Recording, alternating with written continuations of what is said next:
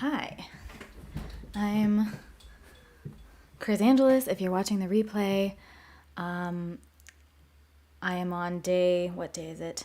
6, I think? 21, 22, 23, 24, 25, 26, 27. I guess I'm on day 7 of, well, duh. of 30 days of going live. And hopefully this is all working. Oh, I just realized I wasn't live on Instagram. So, hi! If you're watching the replay, I'm Chris Angeles. I'm a singer-songwriter. I'm going to be singing and playing the guitar, and then we're going to do a little bit of Harry Potter bedtime story reading because yesterday we got to the goal for donations, and so this is what I do. It's a little fun little thing. So, and again, today, if we get to at least $50 in donations, like tips, if you enjoy the show and everything, I'll do some Harry Potter reading. Maybe I'll just do an extra long one tonight to like get back on track so that we're not like the next day, like overlapping. I don't know. Maybe that's fine. Hi, Trev. Hello, Will. Hi, Tom. Hey, Musvena. I'm also streaming on some other platforms. Hopefully this is all working well. Does it sound good everywhere? I don't think I see the comments coming from... I see the comments on Twitch. Hi, everybody. But I don't think I see the comments from Instagram on Restream. I'm going to make sure that I can see the comments on Twitch over here so I can see if people are doing other things. Why did it unmute? Okay.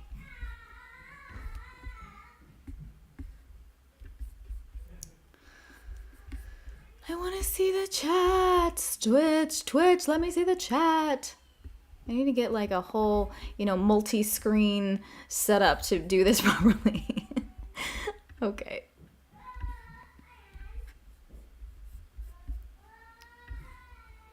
Does it sound okay on Instagram?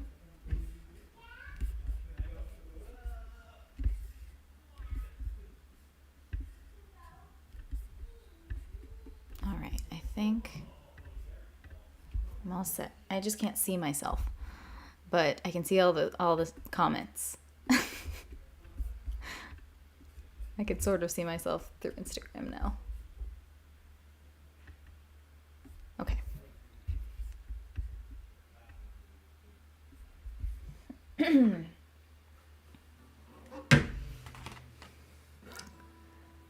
You typed hello from Instagram in the comments on Instagram. I don't think I saw it. No, they don't show up on Restream, it seems. But hey, Hal. Hey, Jose. Hi, Trevor. Great. And it sounds good?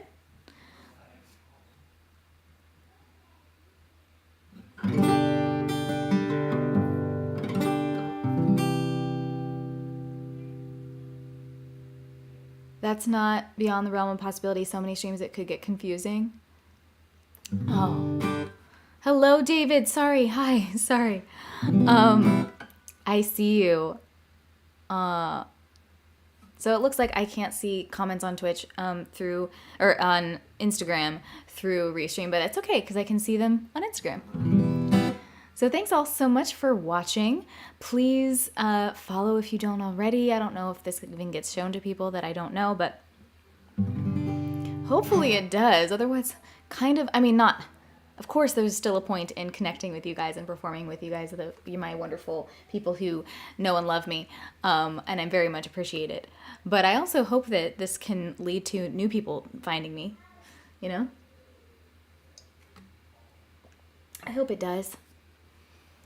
Oh, and maybe tomorrow I'll try to stream on Twitch or a TikTok at the same time on my phone, and then we'll be on, I think, 5 different places: Facebook, X, Twitch, Instagram, YouTube, and TikTok.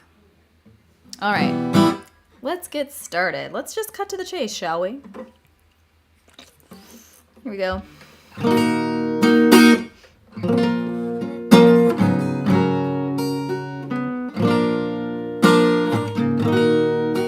I use regular tuning most of the time. Hey, Jory.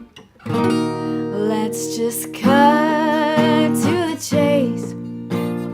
You're no good for me, but I still want to taste, just to make sure that I'm right. I know that you're a mistake, but that doesn't stop me from seeing just how many I can make and how much I can take, 'cause I've never been okay with that's just how it is and never mind. And I suppose that I could wait a while, but that's just not my style. So let me get right to the point. You're a bad idea, but I'll keep hanging around, collecting reasons why. And I'm like a bomb, just waiting, tick, tick, tick. And I know that it'll make a mess, but you just light that wind.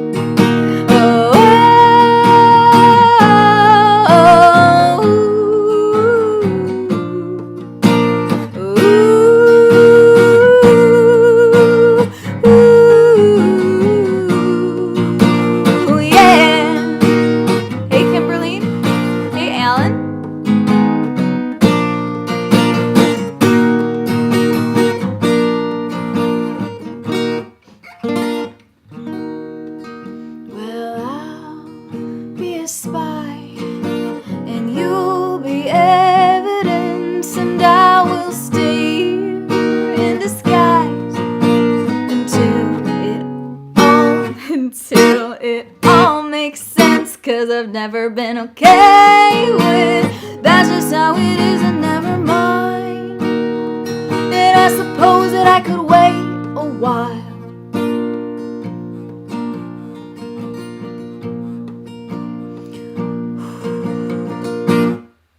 but that's just not my style. So let me get right to the point. You're a bad idea, but I'll keep hanging around, collecting reasons why.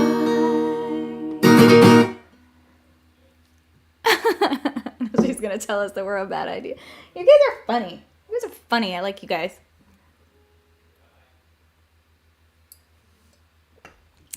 I have to tell you something. I don't feel like doing work after like 9 p.m.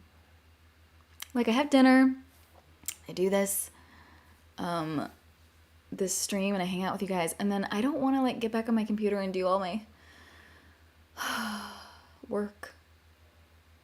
I think I schedule too much for myself to do in a day. I also need to focus better during the day, to be fair. But things get thrown at me. Like, I thought I was going to have to go to LA all of a sudden to do some filming stuff for this thing, but I don't. And so I was dealing with that for some of the day, and then I was like, whatever. I know I need to just focus better, but I'm like, okay, I guess I should try to do the stuff after this, but I'll be doing it until like 11 p.m. and I don't want to. Okay, thanks for listening. Hey, Zoe, how's it going? Hey, Pablo. Thanks for coming in, Zoe. Are you going by Zoe or Zoe now? Or does it either one? I want to call you the right thing. Everyone, please check out Zoe's music. They have a beautiful voice, beautiful poetic lyrics, and you should definitely check out their music. I went on tour with them several years ago at this point. And I think they're going on tour soon or currently, right? let me know. So go ahead and check out Zoe Bookbinder. Zio. Okay. Love it. Am I saying it right? Okay, Zio. That's so fun. Okay, so put some emojis on there so they can see you, and definitely go check out their music. And they're touring soon, if not currently, and go to their shows. Yes, okay, on tour now. See if they're playing in your city, and definitely go if you can.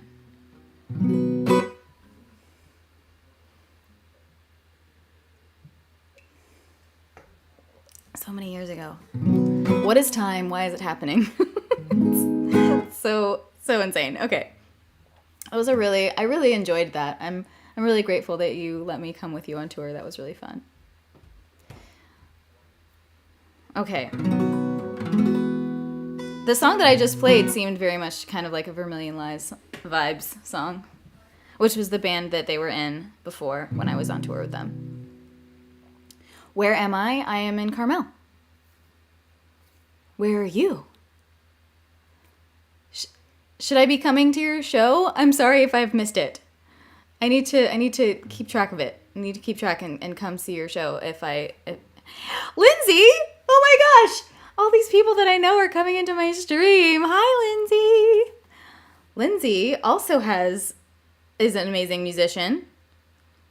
I discovered her music through a dance class when I was like 15, and I went to see her shows and like fangirled about her, and then we became friends, and we played together a bunch before. Woo! Yay! I'm excited. Yes, please text me and let's make that happen. Okay, everyone check out Lindsay. If people Can you tell people where to find your music, the best place that they can go listen? Is it Lindsay Taylor on... It's Lindsay, like Lyndzie, which is such an awesome way of spelling Lindsay. Taylor, if you want to search on like the streaming platforms and stuff. All right, I'm going to play my own music now, but I'm so excited to have all these amazing other musicians in here, and I want to share with you guys. Okay. Lindsay and or Zio, do you have a song like that you would like me to sing specifically? Or should I just go for it with whatever?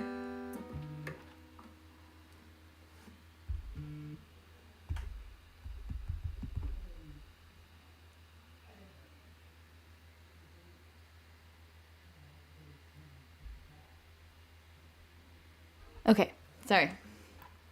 My mods are talking to me. Hi, Kevin. I think is that Kevin? Well, I'll just play something. This one's called Stained Glass.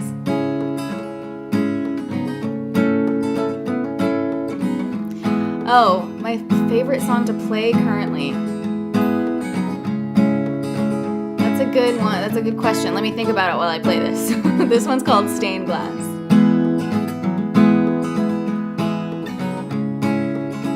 We've been living in a glass house, throwing stones. Awesome, Alan, thanks. Hey, Caleb. I can see right through walls, love, all alone. Shattered, cracked from battles past, we fall apart, but we come back. Stained glass, stronger than we were before. Stained glass, pieces that were stolen, beautifully broken.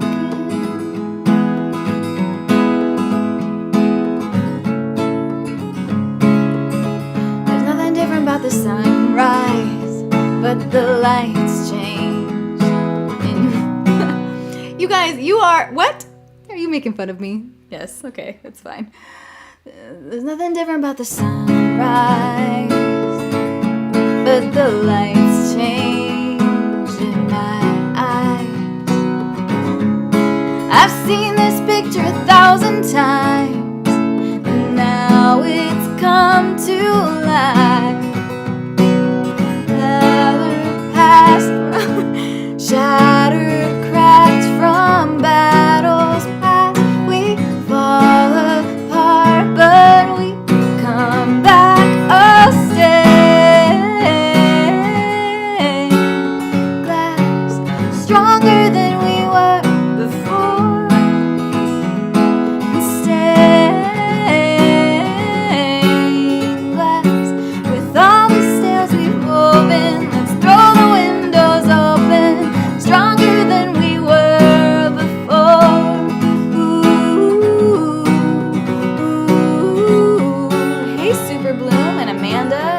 Justin, hi. Ooh, ooh, ooh.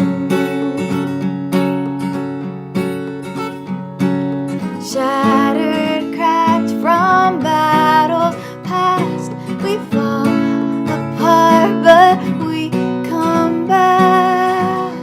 Thanks, Zio. Stained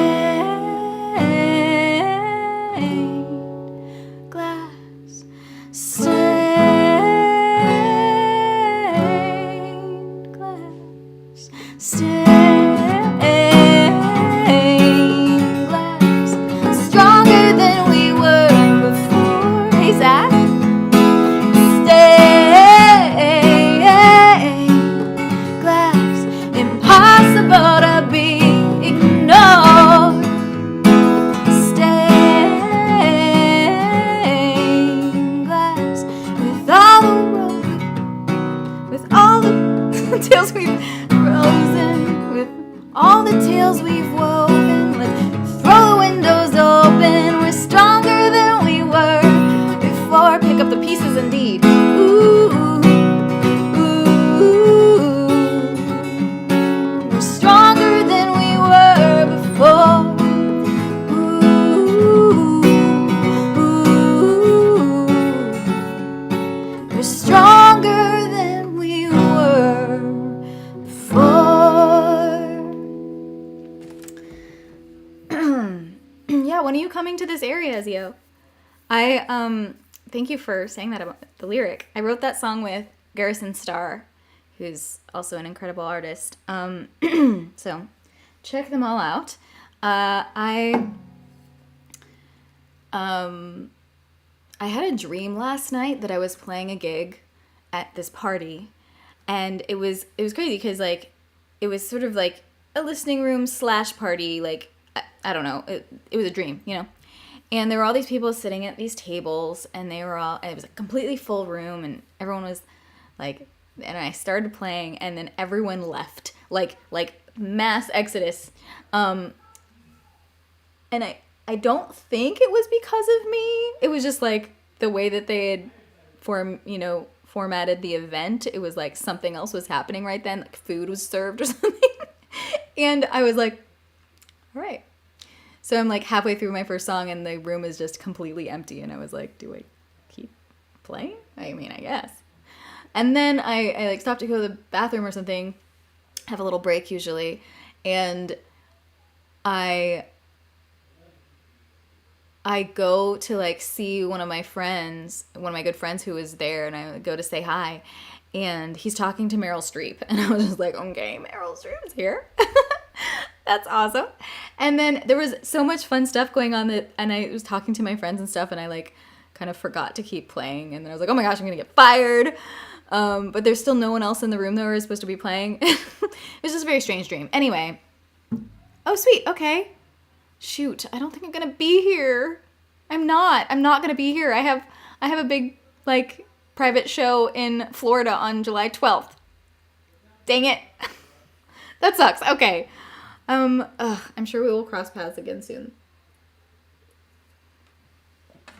But anyway, in terms of your ask about my favorite song to play live these days, the one that popped into my head was I see the wait, is this a huge wine glass? Maybe it just looks really big because it has a flat bottom. I can see the comments on Instagram because of I'm looking at Instagram directly. So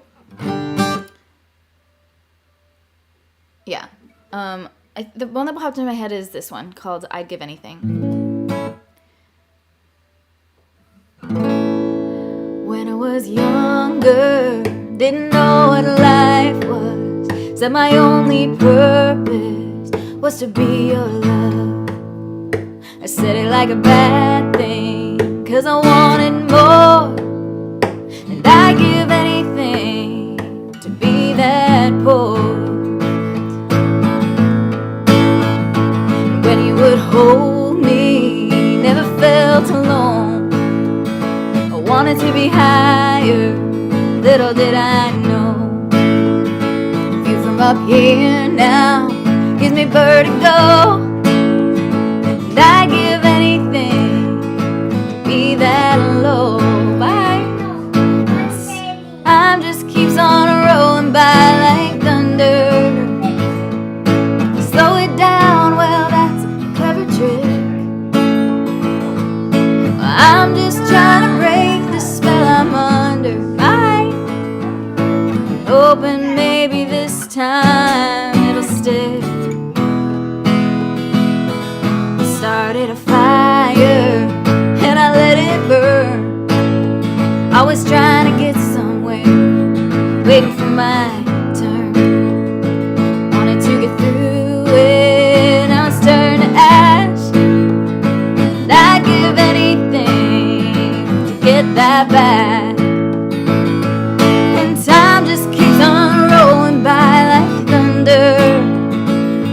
And if lightning strikes, you better catch it quick. I'm just trying to break the spell I'm under,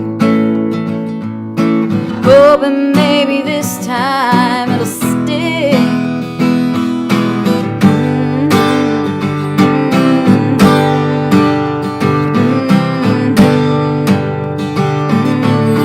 Who doesn't like a key change?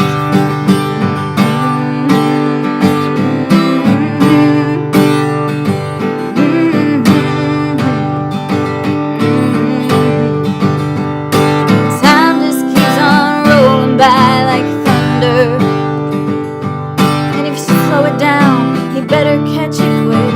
Oh. I'm just trying to break the spell I'm under, hoping maybe this time it'll stick.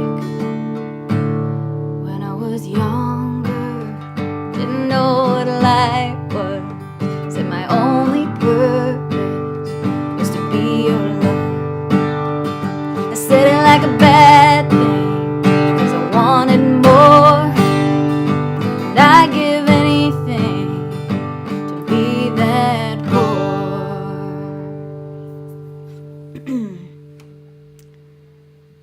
Hey Trevor from Facebook. Hey Krika, hey David, yes, hi. Hi Katie, thanks for coming in. Please share this out if you can. Follow if you don't already. Also, let's see if this works for Instagram too. Here is the link where you can join it's basically like my mailing list, but it's my community. And you get all kinds of behind the scenes fun stuff and huge discounts and free gifts just for joining. Oh, thanks, Zoe. Or Zio. Sorry. It didn't show up on Instagram, I don't think. So here is the link. You can also find it in the link in bio. And you can get stuff for joining. And joining is totally free, but you get behind the scenes and you get all the updates that aren't, dictated by the algorithm. And also you could join my Patreon if you want. That would be amazing. You can try it out for $7 for 7 days for free.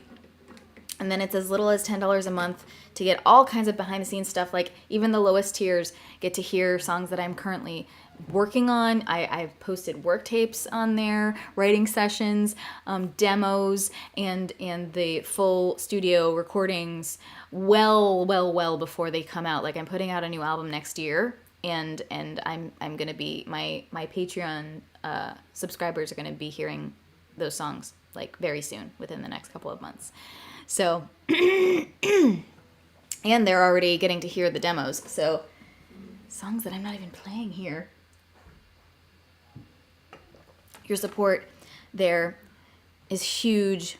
Is a huge reason that I can keep doing this and keep touring and keep making music. And I'm going to be, I think I think if I can get enough people to basically pre-order, I am thinking of getting vinyls of my last album, Damn Shame Waste, made. I want to do this. They're going to be really fun. I mean, like, it's just fun because it's like the big artwork, and it's going to, the vinyl itself is going to be pink, which just is delightful to me. And I want to have those in time for the anniversary of the album coming out, September 9th. But in order to not be in a total hole, I need you guys to pre-order it. So that should hopefully be available for pre-order very, very soon. I'm gonna get that set up, and I'm excited, and hopefully we can, if I can get 105 orders, and I guess it could be less if I price it just a little bit higher, I will break even, at least. So why don't I go ahead and play the namesake of Damn Shame Waste, which is this song called Paper Planes, which is about my dad, who has Alzheimer's. He was a flight nurse for the Air Force, and then a few years ago he was diagnosed with Alzheimer's, and so I wrote him this song to say, it's going to be all right, and he's still amazing and loved, and right now, until the end of this month, which happens to be Alzheimer's and Brain Awareness Month, anything that you buy on my website store, chrisangelis.com/store, anything that you buy, I will be giving proceeds to Alzheimer's research, and it'll be tripled. So you'll not only be supporting me, getting yourself some great music and merch, if I may say so, that I hand screen print the t-shirts and hoodies, by the way, myself. I should probably charge more for them. I really probably should. So take advantage of my silly pricing before I raise it. Go ahead and go to that, and before the end of the month, I will be donating proceeds to. You'll be also helping Alzheimer's awareness or Alzheimer's research, and it'll be tripled this month. So check it out. We're going to offer her to stay at Sarah Lightman's place. When are you coming to Michigan? You can stay at my house. Oh, that's so sweet. I actually may be coming to Ann Arbor in November. It's very tentative at this point, but I would be in the area, so yeah. We'll chat. Okay, this song's called Paper Planes. Hey Joel. Hey David. Hey Dwayne. It's okay if you put it's okay if I have to say some things again. You speak a different way these days, but I know I can depend. I like watching the same movies, hearing the same jokes. You just go right on ahead underneath the old Bible. You were always seeing the good and simple things.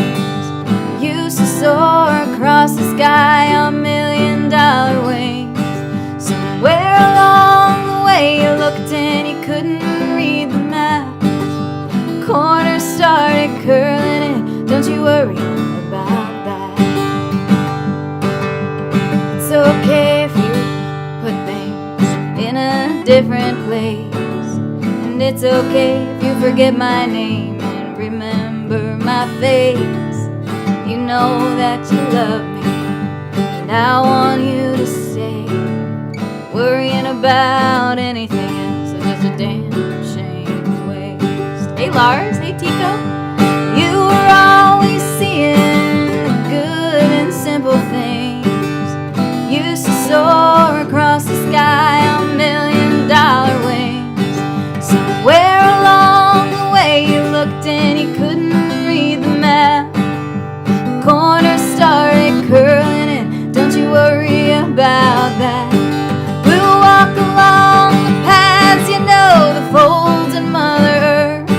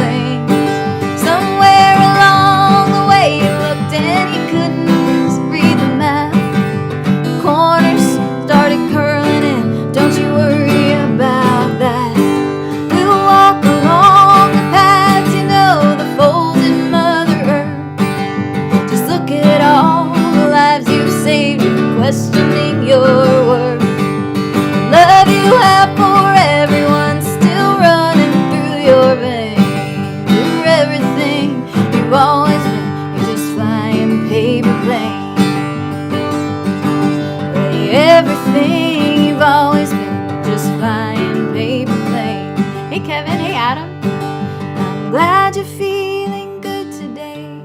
Stormy clouds have gone away. Sun is out, no more rain, and you're flying paper planes. There's a hype train on Twitch. Thank you so much for the bits, Richard and David. Thank you so much. And yeah, if you are enjoying the show and you want to support by sending something, also one of the best ways for you and me is if you want to go ahead and support just through PayPal or Venmo or Cash App or anything like that. If you go to my Linktree, Linktree.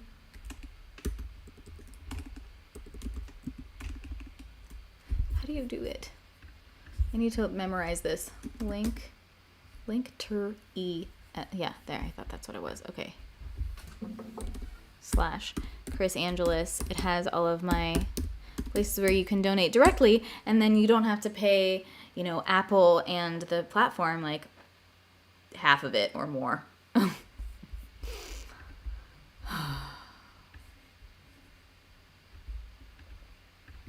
Okay.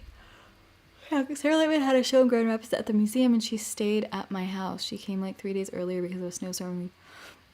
Oh, wow. That's so cool. At the museum? I want to play at a museum. What museum was it? I need to talk to her about that. Okay. Okay, I think I'm going to play a couple more songs. Maybe, yeah, a couple more songs, and then we'll do some Harry Potter reading. All right? Let me know if you have specific songs you'd like me to play. Otherwise, I'll just think of something that I haven't played yet today or this week. I have a lot of songs, so there should be several that I can think of. You would think. One would think. Have I done 20 Miles to Empty yet? Maybe I should do like the Sparrow. I would have to practice. That would be a total disaster right now. But that's a good idea for me to practice that one. And it does require a different tuning, but I can try to work on that one.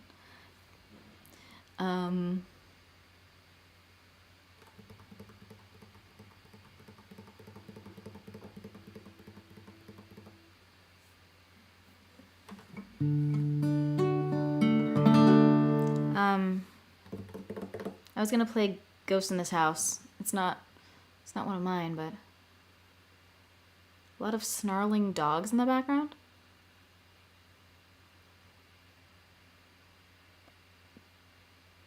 Oh, you're being silly. Yes, because you have like 8 dogs in your house. Gotcha. I was like, is it the fan on my computer? Okay.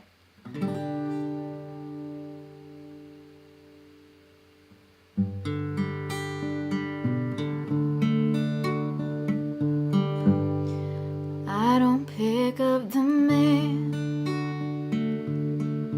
I don't pick up the phone. I don't answer the door. Wait. Actually, I want to see if my sister might be available to sing with me. Just a second. This will be worth it if she is. Just a second.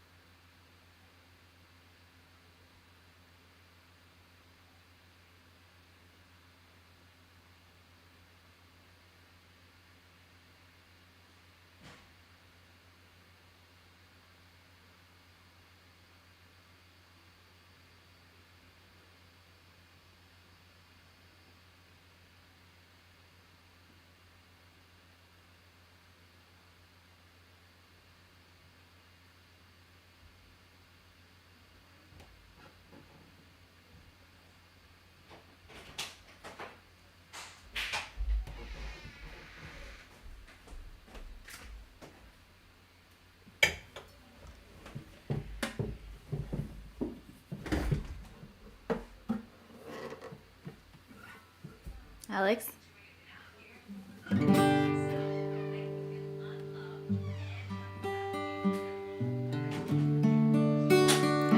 streaming right now.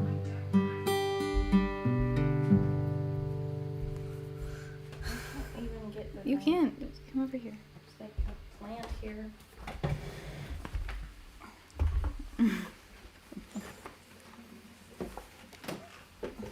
Okay. So this is my sister, Alex Angelis. You should definitely follow her on Instagram and things. Instagram mostly, right?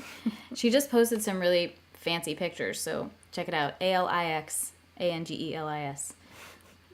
What? Fancy picture. She did. What you did. Okay.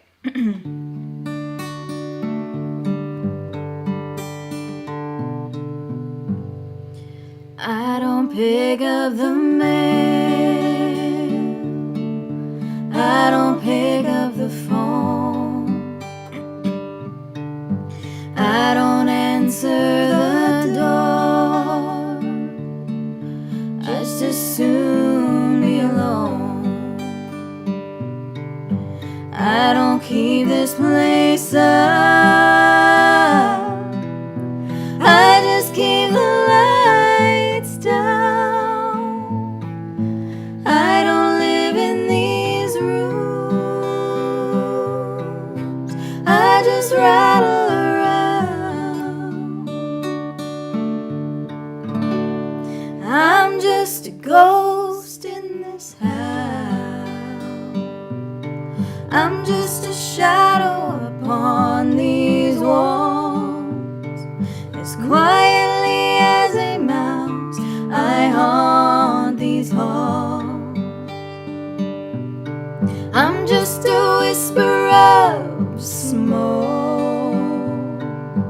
All that's left of two hearts on fire that once burned out of control. You took my body and soul. I'm just a ghost in this house. I don't care if it rains. I don't care if it's clear.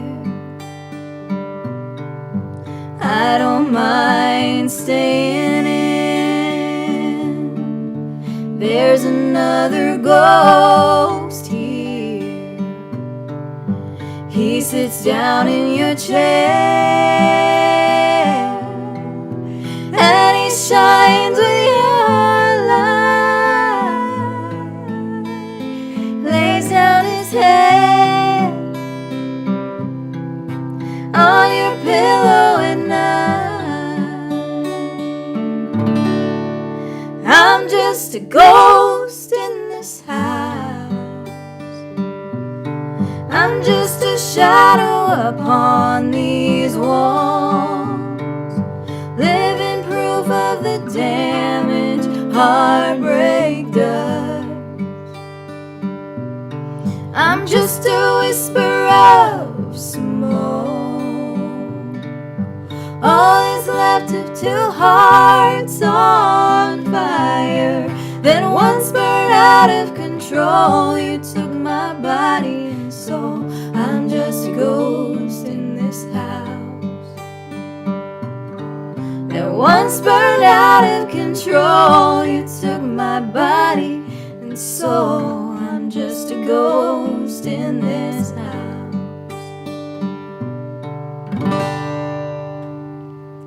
Hey, is that Nicholas from that we met in Edinburgh? Because like that song is just like makes me think of when we were singing on the Roma in Edinburgh, and I think Nicholas might be one of the people we knew then. Okay, bye.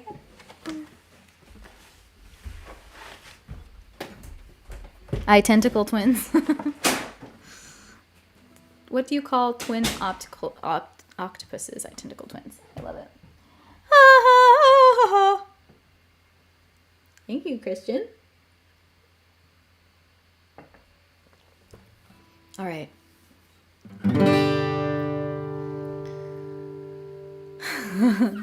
I love it. How are you doing? I love to see artists still doing their art. So great. All right. I'm gonna sing Run, because I don't think I sang it yesterday, did I? Oh, I did. I did sing Run yesterday. So should I do Hallelujah? Let me know if you have, if I hear, see another song that someone wants specifically. Nicholas, if you have a song that you remember, I guess I don't expect you to remember the titles of our songs, but that you want me to play. Hey, The Velvet Poor. Hey, M. Blakely. Is that Mike? Let me know. I'm going to play one more song, and then we're going to do some Harry Potter bedtime story reading.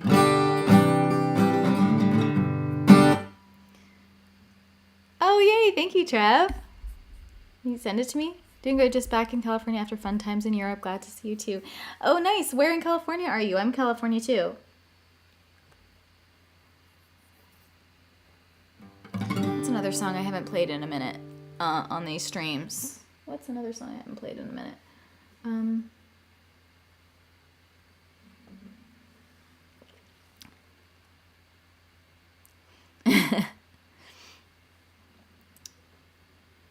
I guess I could do Brighter Blue.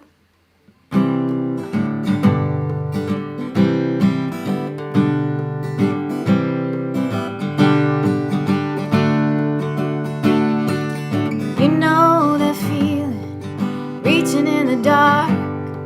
It's lonely and cold, not even a spark. The hours in between are all tinted in hues. One hope and one's doubt, and one doesn't have a clue. What? Nicholas, what? Are you kidding? I live in Carmel. How have I not known this, and how are we not hanging out? Like, that's... What the heck? Like, okay, we'll talk. We should talk. We should, like, go, like, get a drink or bite to eat or something. What the heck? Okay. How did I not know that? Did we talk about this before? I don't feel like I knew that. Okay. It's hard to be brave with the wind in your face, the stormy clouds raging at you. The sun isn't risen, but it's coming soon, and the sky is a brighter blue. Hey, Mel. Oh, ooh, ooh.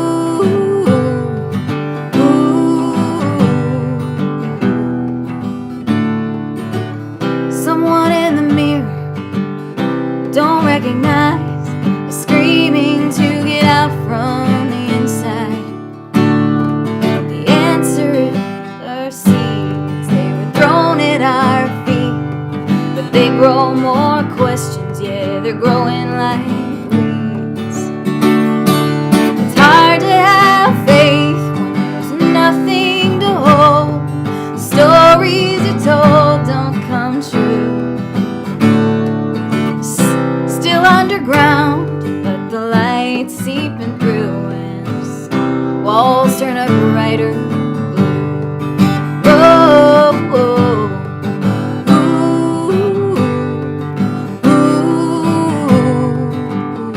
Hey, John. Well, I made a fool myself, better than anyone else. You're the thread that I pull, and the whole thing unravels to lower it down in the well.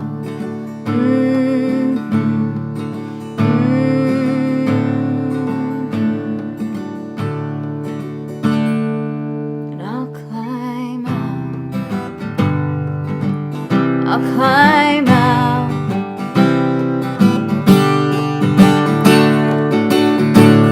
Well, it's hard to be brave with the wind in your face, stormy clouds raging at you. The sun isn't risen, but it's coming soon, and the sky is a brighter blue. The weight is still heavy, but I'll carry it through, and I am a brighter shade of blue. Cheers! so crazy. We met in Scotland, and we haven't hung out even though we live basically in the same town. No. Okay. That's amazing. Okay. All right. Guitar time is over. Harry Potter time is here. Oh my gosh. Ow.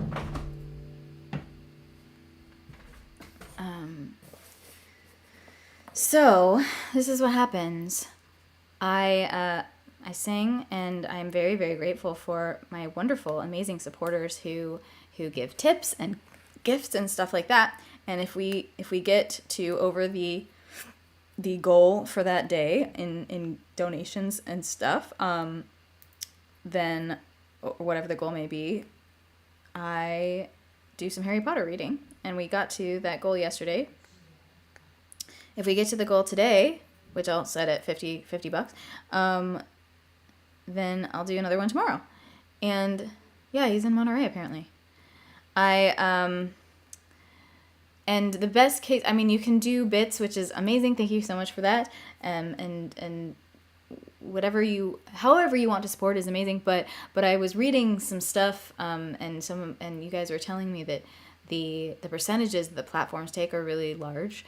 And so if you want to be supporting me and you don't want to be giving a huge amount to Apple, by the way, if you buy them on Apple products or give on Apple products, like phones and stuff, and to the platform, like up to like 60%, I heard, then you can just go ahead and donate through PayPal or Cash App or Venmo. If you go to my Linktree /Chris Angeles, you can find all of those, and donations are very much appreciated. Tips, if you're enjoying this show, then you help me, and I give you bedtime story reading. Oh, well, gee. So yeah, the phones take a cut, it seems, and the platform takes a cut. So if you want to support without giving like over half of the money to someone else, you can go ahead and do PayPal or Venmo or Cash App, and it's all at Chris Angeles or /Chris Angeles, so it should be easy to find. I'm going to go ahead and start reading again. So we are on book 5, Harry Potter and the Order of the Phoenix, chapter 27. Let's see, we're on page 609.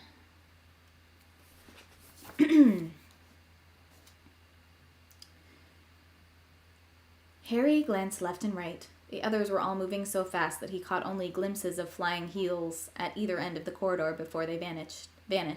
He started to run right. There was a boys' bathroom up ahead. He could pretend he'd been in there all the time if he could just reach it. Ah! Something caught him around the ankles, and he fell spectacularly, skidding along on his front for 6 feet before coming to a halt. Someone behind him was laughing. He rolled over onto his back and saw Malfoy, concealed in a niche behind an ugly dragon-shaped vase. "Trip-jinks, Potter," he said. "Hey, Professor." "Professor! Hey, Professor! I have got one!" Umbridge came bustling around the far corner, breathless but wearing a delighted smile. "It's him," she said jubilantly at the sight of Harry on the floor. "Excellent, Draco, excellent. Oh, very good. 50 points to Slytherin. I'll take him from here. Stand up, Potter." Harry got to his feet, glaring at the pair of them. He had never seen Umbridge look so happy. She seized his arm in a vice-like grip and turned, beaming broadly, to Malfoy. "You hop along and see if you can round up any more of them, Draco," she said. "Tell the others to look in the library. Anybody out of breath? Check the bathrooms. Miss Parkinson can do the girls' ones. Off you go. And you," she added in her softest, most dangerous voice, as Malfoy walked away, "you can come with me to the headmaster's office, Potter."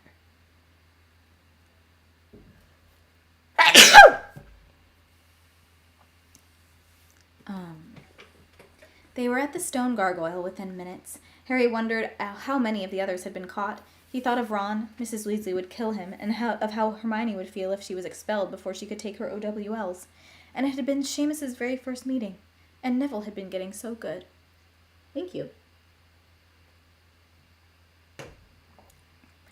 "Fizzing Wisby," sang Umbridge, and the stone gargoyle jumped aside.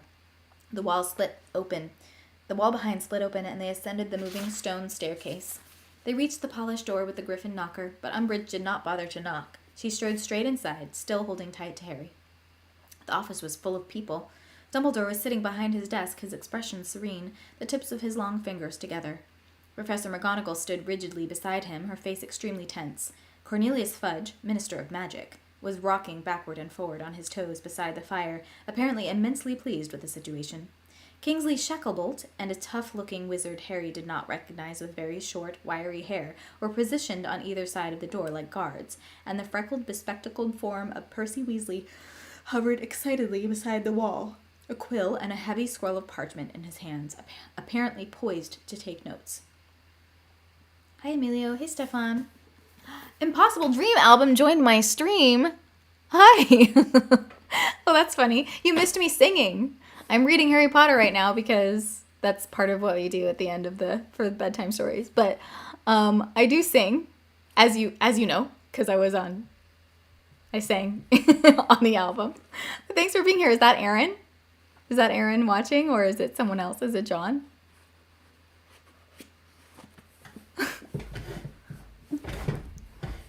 You guys, check this out. I don't know if they're still here, but the Impossible Dream album, if you can see in the comments on Instagram, or if you are just listening, if you go to Impossible Dream album on Instagram, or just search for the Impossible Dream album, Aaron Lazar, it's a incredible project that includes it's Aaron Lazar on all of the songs. He is a Broadway star who was diagnosed with ALS a few years ago, and he did this project, and all these amazing people have joined on it. It's Lin-Manuel Miranda, Kristen Chenoweth, Josh Groban, Sting, the Beach Boys are on it. Who else? There's so many people. Neil Patrick Harris, and I got to sing in the choir on one of the songs, which I was so honored, so honored. I'm just a tiny part of it, and I've highly encouraged you to check out the project, to pre-order it, and it will go towards helping ALS research, which is so important. It's such a tragic disease, so please check that out. And thanks for coming in. It's funny that I was reading instead of singing when they came in.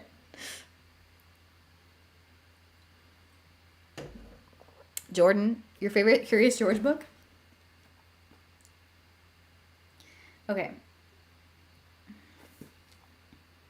The portraits of old headmasters and mistresses were not shamming sleep tonight. All of them were watching what was happening below, alert and serious. As Harry entered, a few flitted into neighboring frames and whispered urgently into their neighbors' ears. Harry pulled himself free of Umbridge's grasp as the door swung shut behind them. Cornelius Fudge was glaring at him with a kind of vicious satisfaction upon his face. "Well," he said. Well. Harry replied with the dirtiest look he could muster. His heart drummed madly inside him, but his brain was oddly cool and clear. "He was heading back to Gryffindor Tower," said Umbridge. There was an indecent excitement in her voice, the same callous pleasure Harry had heard as she watched Professor Trelawney dissolve with misery in the entrance hall.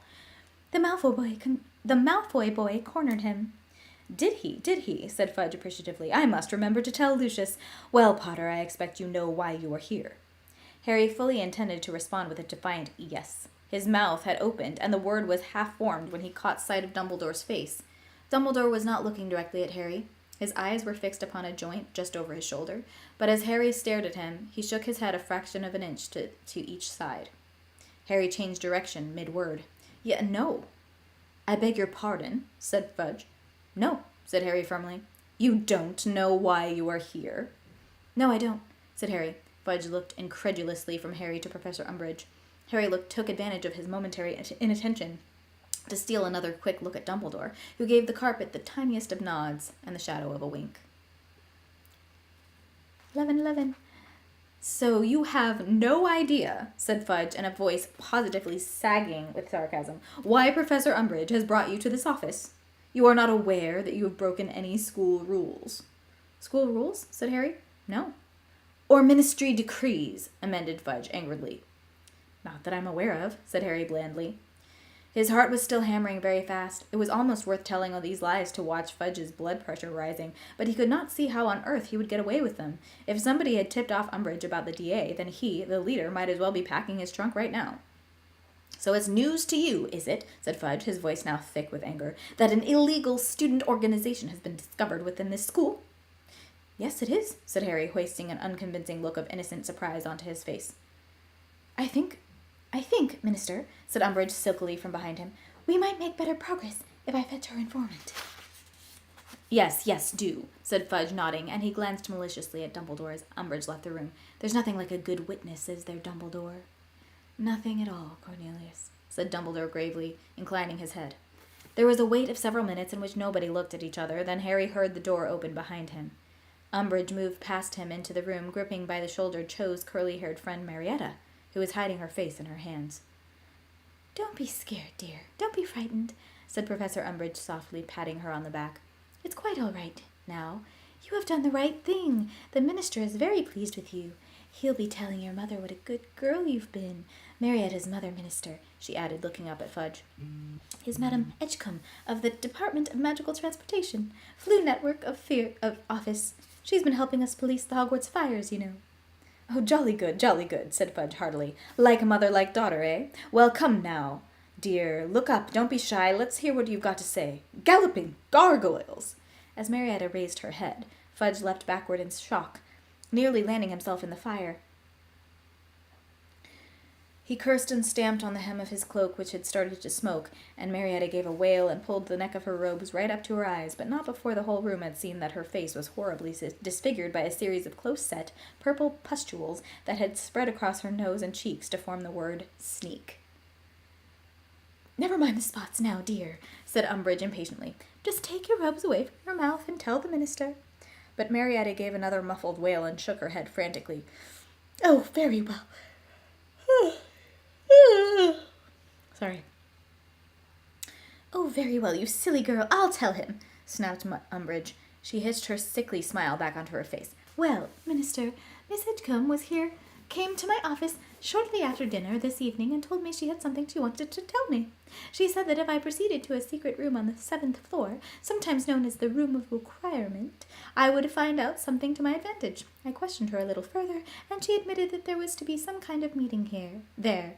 Unfortunately, at that point, this hex," she waved impatiently at Marietta's concealed face, "came into operation, and upon catching sight of her face in my mirror, the girl became too distressed to tell me any more."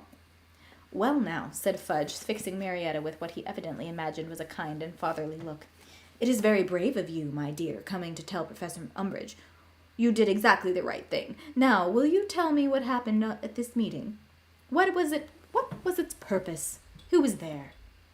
But Marietta would not speak. She merely shook her head again, her eyes wide and fearful. "Haven't we got a counter-jinx for this?" Fudge asked Umbridge, impatiently gesturing at Marietta's face, "so she can speak freely." "I have not yet managed to find one," Umbridge admitted grudgingly, and Harry felt a surge of pride in Hermione's jinxing ability. "But it doesn't matter if she won't speak. I can take up the story from here." You will remember, Minister, that I sent you a report back in October that Potter had met a number of fellow students in the Hogshead in Hogsmeade." "And what is your evidence for that?" cut in Professor McGonagall. "I have testimony from Willie Wittersham's Minerva, who happened to be in that bar at the time. He was heavily bandaged, it is true, but his hearing was quite unimpaired," said Umbridge smugly. "He heard every word Potter said and hastened straight to the school to report to me." "Oh, so that's why he wasn't prosecuted for setting up all those regurgitating toilets," said Professor McGonagall, raising her eyebrows. "What an interesting insight into our justice system." "Blatant corruption," roared the portrait of the corpulent red-nosed wizard on the wall behind Dumbledore's desk. "The ministry did not cut deals with petty criminals in my day. No, sir, they did not."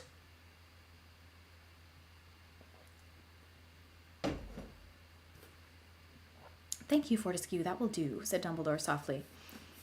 "The purpose of Potter's meeting with these students," continued Professor Umbridge, "was to persuade them to join an illegal society, whose aim was to learn spells and curses the ministry has decided are inappropriate for school age." "I think you'll find you're wrong there, Dolores," said Dumbledore quietly, peering at her over the half-moon spectacles perched halfway down his crooked nose. Harry stared at him. He could not see how Dumbledore was going to talk him out of this one. If Willie Wittershins had indeed heard every word he said in the hogshead, there was simply no escaping it. "Oh ho," said Fudge, bouncing up and down on the balls of his feet again. "Yes, do. Let's hear the latest cock and bull story, designed to pull Potter out of trouble. Go on then, Dumbledore, go on. Willie Wittershins was lying, was he? Or was it Potter's identical twin in the hogshead that day? Or is there the usual simple explanation involving a reversal of time, a dead man coming back to life, and a couple of invisible dementors?" Percy Weasley let out a hearty laugh. "Oh, very good, Minister, very good." Harry could have kicked him. Then he saw, to his astonishment, that Dumbledore was smiling gently too. "Cornelius, I do not deny, and nor, I am sure, does Harry, that he was in the hogshead that day, nor that he was trying to recruit students to a defense against the dark arts group. I am merely pointing out that Dolores is quite wrong to suggest that such a group was, at that time, illegal." Good old Dumbledore. If you remember, the ministry decree banning all student societies was not put into effect until 2 days after Harry's Hogsmeade meeting, so he was not breaking any rules in the Hogshead at all. Percy looked as though he had been struck in the face by something very heavy. Fudge remained motionless in mid-bounce, his mouth hanging open. Umbridge recovered first. "That's all very fine, Headmaster," she said, smiling sweetly, "but we are now nearly 6 months on from the introduction of Educational Decree number 24. If the first meeting was not illegal, all those that have happened since most certainly are." "Well," said Dumbledore, surveying her with polite interest over the top of his interlocked fingers, "they certainly would be, if they had continued after the decree came into effect. Do you have any evidence that these meetings continued?" As Dumbledore spoke, Harry heard a rustle behind him and rather thought Kingsley whispered something. He could have sworn, too, that he felt something brush against his side, a gentle something like a draught or bird wings. But looking down, he saw nothing there. "Evidence?" repeated Umbridge with that horrible, wide, toad-like smile. "Have you not been listening, Dumbledore? Why do you think Miss Edgecombe is here?" "Oh, can she tell us about 6 months' worth of meetings?" said Dumbledore, raising his eyebrows. "I was under the impression that she was merely reporting a meeting tonight."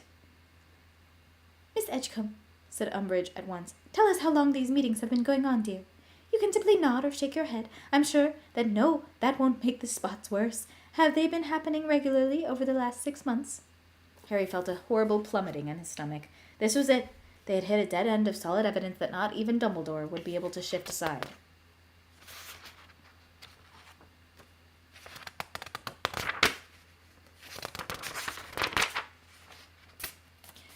"Just nod or shake your head, dear," Umbridge said coaxingly to Marietta. "Come on now, that won't activate the jinx further." Everyone in the room was gazing at the top of Marietta's face. Only her eyes were visible between the pulled-up robes and her curly fringe. Perhaps it was a trick of the light, but her eyes looked oddly blank. And then, to Harry's utter amazement, Marietta shook her head. Umbridge looked quickly at Fudge and then back at Marietta. "I don't think you understood the question, did you, dear? I'm asking whether you've been going to these meetings for the past 6 months. You have, haven't you?" Again, Marietta shook her head. "What do you mean by shaking your head, dear?" said Umbridge in a testy voice. "I would have thought her meaning was quite clear," said Professor McGonagall harshly. "There have been no secret meetings for the past 6 months. Is that correct, Miss Edgecombe?" Marietta nodded. "But there was a meeting tonight," said Umbridge furiously. "There was a meeting! Miss Edgecombe, you told me about it, in the room of requirement, and Potter was the leader, was he not? Potter organized it. Potter, why are you shaking your head, girl?" "Well, usually when a person shakes their head," said McGonagall coldly, "they mean no. So unless Miss Edgecombe is using a form of sign language is yet unknown to humans." Professor Umbridge seized Marietta, pulled her around to face her, and began shaking her very hard. A split second later, Dumbledore was on his feet, his wand raised. Kingsley started forward, and Umbridge leapt back from Marietta, waving her hands in the air as though they had been burned. "I cannot allow you to manhandle my students, Dolores," said Dumbledore, and for the first time he looked angry. "You want to calm yourself, Madame Umbridge," said Kingsley in his deep, slow voice. "You don't want to get yourself in trouble now." "No," said Umbridge breathlessly, glancing up at the towering figure of Kingsley. "I mean, yes, you're right, Shacklebolt. I forgot myself." Marietta was standing exactly where Umbridge had released her. She seemed neither perturbed by Umbridge's sudden attack, nor relieved by her release. She was still clutching her robe up to her oddly blank eyes, staring straight ahead of her. A sudden suspicion connected to Kingsley's whisper and the thing he had felt shoot past him sprang into Harry's mind. Dolores, said Fudge, with the air of trying to settle something once and for all. The meeting tonight, the one we know definitely happened. Yes, said Umbridge, pulling herself together. Yes, well, Miss Edgecombe tipped me off, and I proceeded at once to the 7th floor, accompanied by certain trustworthy students, so as to catch those in the meeting red-handed. It appears they were forewarned of my arrival, however, because when we reached the 7th floor, they were running in every direction. It does not matter, however. I have all their names here. Miss Parkinson ran into the room of requirement for me to see if they had left anything behind. We needed evidence, and the room provided. And to Harry's horror, she withdrew from her pocket the list of names that had been pinned upon the room of requirement's wall and handed it to Fudge. The moment I saw Potter's name on this list, I knew what we were dealing with, she said softly. Excellent, said Fudge, a smile spreading across his face. Excellent, Dolores, and by thunder! He looked up at Dumbledore, who was still standing beside Marietta, his wand held loosely in his hand. See what they've named themselves, said Fudge quietly. Dumbledore's Army. Dumbledore reached out and took the piece of parchment from Fudge. He gazed at the heading scribbled by Hermione months before, and for a moment seemed unable to speak. Then he looked up, smiling. Well, the game's up, he said simply. Would you like a written confession from me, Cornelius, or will a statement before these witnesses suffice? Harry saw McGonagall and Kingsley look at each other. There was fear in both faces. He did not understand what was going on, and neither apparently did Fudge. Statement, said Fudge slowly. What? I don't... Dumbledore's Army, Cornelius, said Dumbledore, still smiling as he waved the list of names before Fudge's face. Not Potter's Army. Dumbledore's Army. But, understanding blazed suddenly in Fudge's face. He took a horrified step backward, yelped, and jumped out of the fire again. You, he whispered, stamping again on his smoldering cloak. That's right, said Dumbledore pleasantly. You organized this. I did, said Dumbledore. You recruited these students for your army. Tonight was supposed to be the first meeting, said Dumbledore, nodding, merely to see whether they would be interested in joining me. I see now that it was a mistake to invite Miss Edgecombe, of course. Marietta nodded. Fudge looked from her to Dumbledore, his chest swelling. Then you have been plotting against me, he yelled. That's right, said Dumbledore cheerfully. No, shouted Harry. Kingsley flashed a look of warning at him. McGonagall widened her eyes threateningly, but it had suddenly dawned upon Harry what Dumbledore was about to do, and he couldn't let it happen. No, Professor Dumbledore! Be quiet, Harry, or I'm afraid you will have to leave my office, said Dumbledore calmly. Yes, shut up, Potter, barked Fudge, who was still ogling Dumbledore with a kind of horrified delight. Well, I came here tonight expecting to expel Potter, and instead you get to arrest me, said Dumbledore, smiling. It's like losing Knut and finding a galleon, isn't it? Weasley, cried Fudge, now positively quivering with delight. Weasley, have you written it all down? Everything he said. His confession. Have you got it? Yes, sir. I think so, sir, said Percy eagerly, whose nose was splattered with ink from the speed of his note-taking. The bit about how he's been trying to build up an army against me, against the Ministry, and how he's been working to destabilize me. Yes, sir, I've got it, yes, said Percy, scanning his notes joyfully. Well, very well then, said Fudge, now radiant with glee. Duplicate your notes, Weasley, and send a copy to the Daily Prophet at once. If we send a fast owl, we should make the morning edition. Percy dashed from the room, slamming the door behind him, and Fudge turned back to Dumbledore. You will now be escorted back to the Ministry, where you will be formally charged and then sent to Azkaban to await trial. Said Dumbledore gently. Yes, I thought we might hit this little snag. Snag, said Fudge, his voice still vibrating with joy. I see no snag, Dumbledore. Well, said Dumbledore apologetically, I'm afraid I do. Oh, really? Yes, well, it's just that you seem to be laboring under the delusion that I'm going to, what is the phrase? Come quietly. I'm afraid I am not going to come quietly at all, Cornelius. I have absolutely no intention of being sent to Azkaban. I could break out, of course, but what a waste of time, and frankly, I can think of a whole host of things I would rather be doing. Umbridge's face was growing steadily redder. She looked as though she was being filled with boiling water. Fudge stared at Dumbledore with a very silly expression on his face, as though he had just been stunned by a sudden blow and could not quite believe it had happened.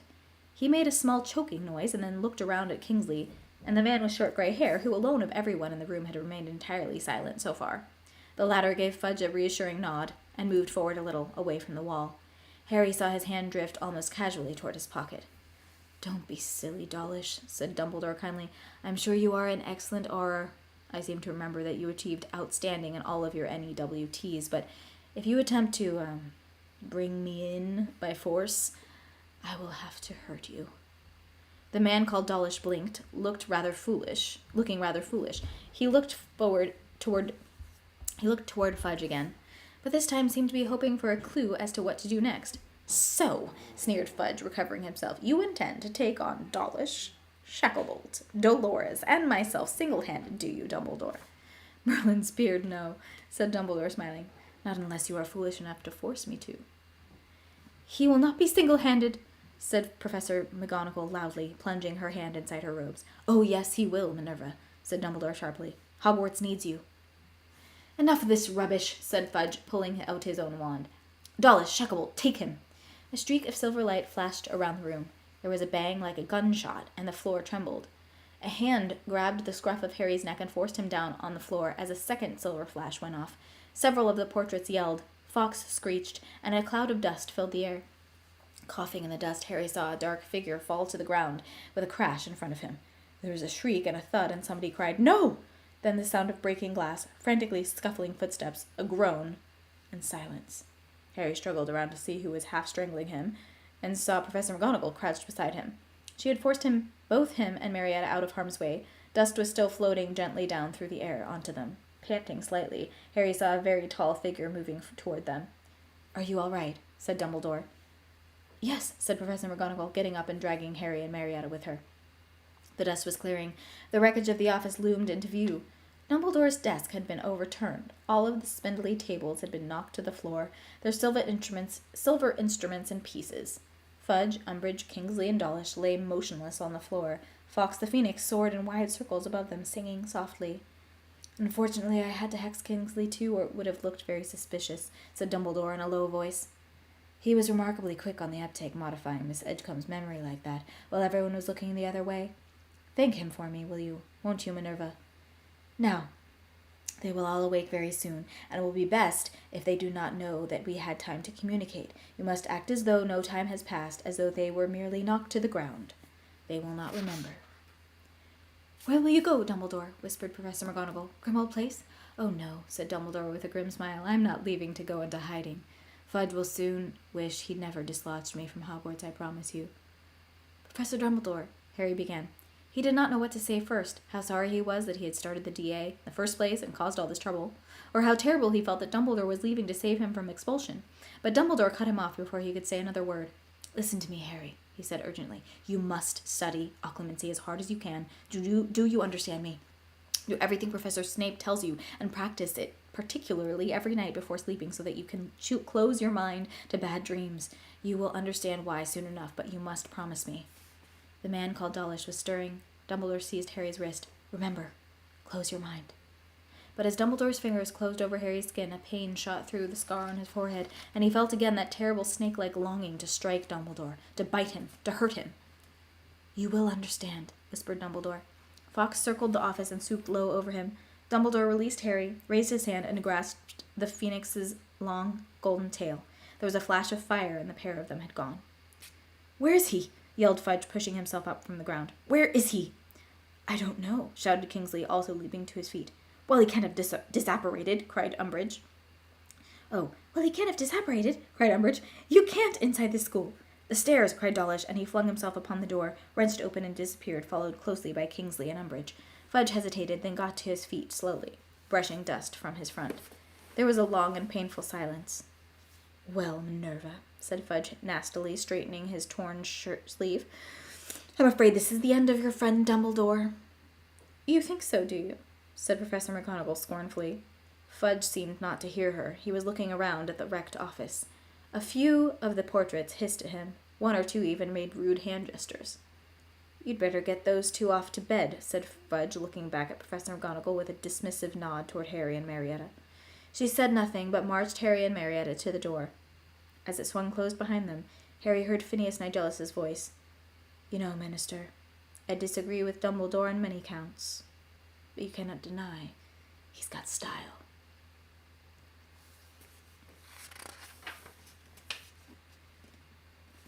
That's the end of the chapter.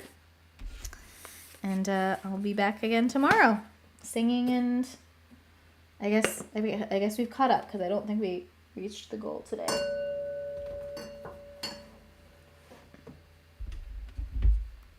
But if we get to the goal tomorrow, I'll do some more reading.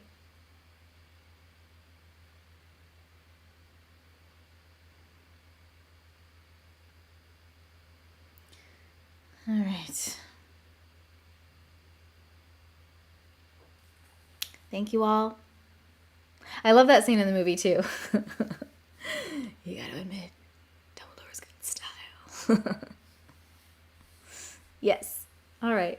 Have a wonderful night, you guys, or day, or wherever you may be, and I'll see you tomorrow. Oh wait, I have to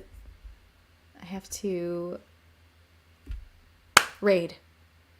Let's raid. Trev or anybody, if you have suggestions on who I should raid. Should I do Julie or Spirit Lana? Folk music, welcome spirits. Let's do Spirit Lana. Why not? Raid. Spirit Lana.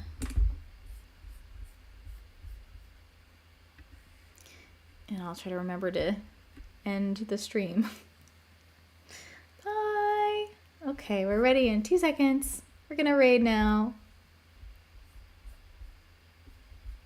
Oh, the goal is $50 donations across all the whatever.